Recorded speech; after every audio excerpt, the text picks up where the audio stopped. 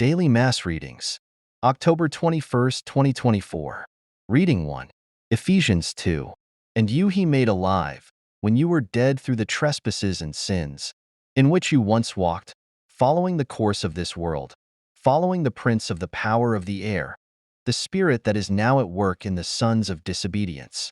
Among these we all once lived in the passions of our flesh, following the desires of body and mind, and so we were by nature children of wrath, like the rest of mankind. But God, who is rich in mercy, out of the great love with which he loved us, even when we were dead through our trespasses, made us alive together with Christ. By grace you have been saved, and raised us up with him, and made us sit with him in the heavenly places in Christ Jesus, that in the coming ages he might show the immeasurable riches of his grace and kindness toward us in Christ Jesus. For by grace you have been saved through faith. And this is not your own doing, it is the gift of God. Not because of works, lest any man should boast. For we are his workmanship, created in Christ Jesus for good works, which God prepared beforehand, that we should walk in them. Psalms 100. Serve the Lord with gladness. Come into his presence with singing.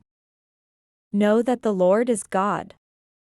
It is he that made us, and we are his people, and the sheep of his pasture. Enter his gates with thanksgiving, and his courts with praise. Give thanks to him, bless his name. For the Lord is good, his steadfast love endures forever, and his faithfulness to all generations. Gospel, Luke 12. One of the multitude said to him, Teacher, bid my brother divide the inheritance with me. But he said to him, Man, who made me a judge or divider over you?